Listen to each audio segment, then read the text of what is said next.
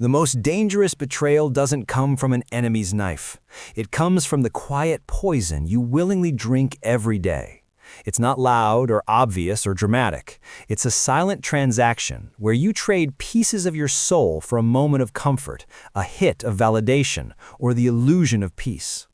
These are the silent assassins you carry around. Ghosts you've mistaken for friends, habits you've mistaken for your personality. And they are attached to you right now, bleeding you dry so slowly you mistake the growing weakness for the natural state of being a man.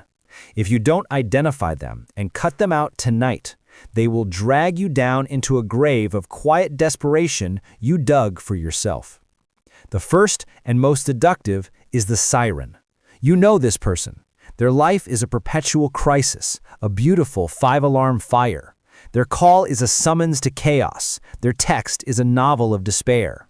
They appear before you, a perfect tragedy, and your masculine instinct, that deep primal drive to protect and provide, roars to life. You swoop in. You offer your time, your energy, your focus, your most valuable and non-renewable assets. And for a moment, you feel like a king. But notice what happens when your own ship hits the rocks. The siren is gone. The phone that burned with her emergency now rings to an empty voicemail. This isn't a friendship. It's a parasitic transaction. You have invested so much time trying to save her that you are now trapped by the sunk cost fallacy, unable to admit your investment was a fraud from the start. So, you keep paying. You cut her off not with a speech, but with the deafening roar of your absence. A true king doesn't argue with those who drain his kingdom. He simply revokes their citizenship. Are you the hero in your own story, or just a supporting character in hers? Then there's the second assassin, the one that whispers from inside your own skull, the voice of someday. That lie that says, I'll start when I'm ready, I'll act when I'm confident. This is the phantom of potential. It keeps you high on the drug of what could be, so you never have to face the brutal, bloody reality of what is. The man who waits for the perfect moment is practicing a form of psychological masturbation. It feels productive, but it will never create life. He dies with a mind full of brilliant plans and a soul full of regret. The antidote is ugly. It's imperfect action today.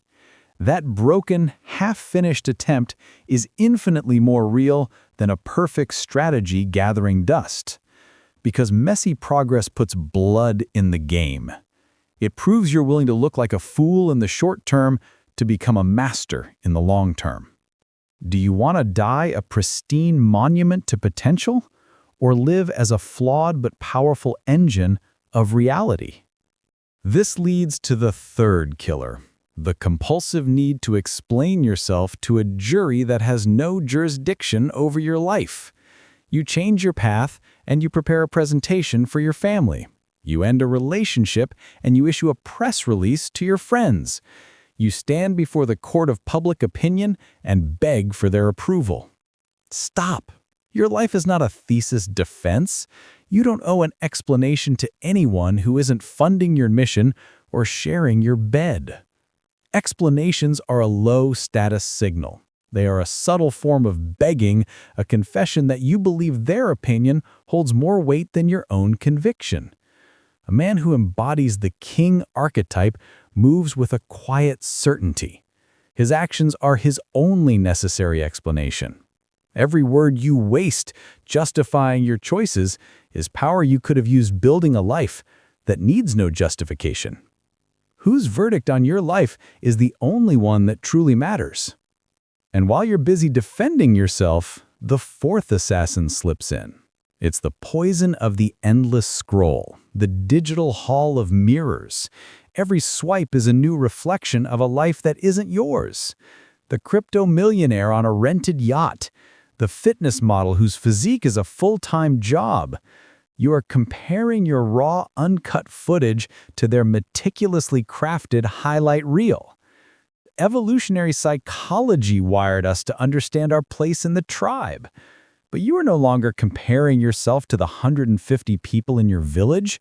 You're comparing yourself to the curated fantasies of 8 billion. This isn't a race. It's a psychological slaughterhouse. You eliminate this assassin by declaring a quiet war. Unfollow, mute, detach. Your path is your path, and the man who watches another's race will never finish his own. Are you building your life, or are you just a spectator in theirs? These 4 assassins are lethal, but they are merely gatekeepers. They are the outer perimeter of your defenses. They are distractions designed to keep you from confronting the most dangerous enemy of all. The one you protect, the one you feed, the one whose voice sounds exactly like your own. It is the architect of your silent desperation, the ghost in your machine. And if you don't learn its name and drag it into the light, it will ensure you die not with a bang, but with the suffocating regret of a war you never had the courage to fight. We left off, staring into a shadow. I told you about the assassins you let in from the outside, but the deepest wound always comes from the enemy within, the one you created, the assassin whose story you love to tell. This is the 5th and most powerful of them all, the martyr's throne. It's your victim mindset, the most comfortable prison ever built.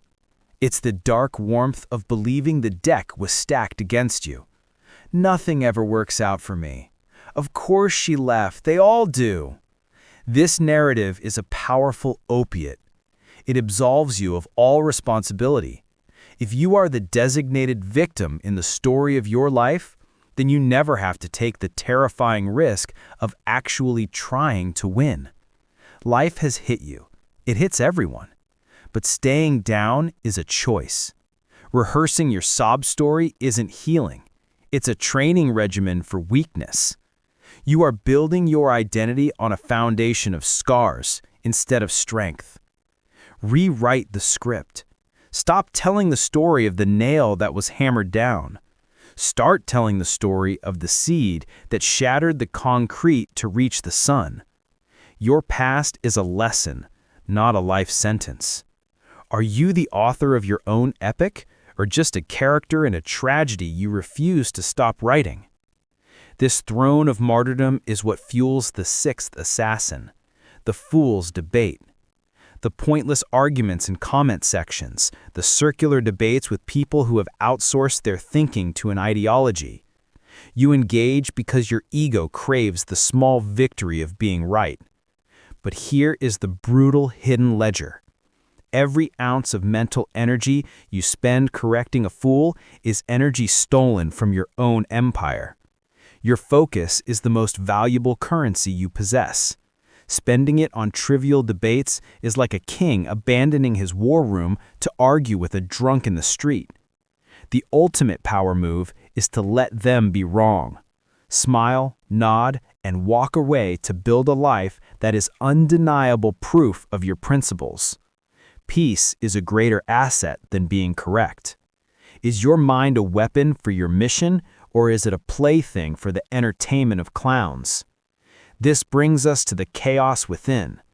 The 7th killer is the noise you've normalized, the 57 browser tabs of unfinished business, the constant buzz of notifications. Your external world is a direct reflection of your internal state, and a cluttered environment broadcasts a constant low-grade signal of chaos to your subconscious. It screams that life is unmanageable. You cannot achieve mental clarity in a digital hurricane. You must quietly, ruthlessly delete. Eliminate the noise. Create a sacred space for your mind to do its work. Your mind is either a chaotic marketplace of distraction, or it is a temple of focus. You decide. And finally, we arrive at the foundation, the grand assassin that invites all the others in, the original sin, the disease of yes. People-pleasing. Saying yes to the invitation you dread, the request you resent, the person you don't respect, all because of a primal fear of being disliked. This is not kindness. It is the ultimate act of self-betrayal. Every time you say yes when your soul screams no, you are broadcasting to yourself and the world that a stranger's fleeting comfort is more important than your own integrity. This is the betrayal I spoke of at the beginning, not from a knife in the back, but from your own mouth. The silent assassins get in because you hold the door open for them, hoping they'll like you for your hospitality. You must kill this disease. Quietly. Start saying no. It is a complete sentence. It requires no explanation. Let them call you selfish. Let them be offended. Their reaction is their burden to carry, not yours. The temporary discomfort of disappointing someone is a small price to pay for the permanent freedom of owning your own life. The life you want is not about addition, it's about elimination. A sword is made sharp not by what is added, but by everything that is hammered and carved away. Your soul is the same. You are cutting away the vampires, the procrastination, the need for validation, the poison of comparison, the comfort of victimhood, the noise of fools, and the betrayal of yes. You are not just cleaning your life. You are performing a demolition. You are tearing down the man you were conditioned to be so the man you were born to be can finally walk out of the dust. This is the quiet work, the silent war. Cut one of these assassins away. Today, not tomorrow. And watch what happens. Your world will transform with a violence and beauty that will astound you, because your success in the world will be a direct reflection of the silent wars you win within yourself. Now go start the war.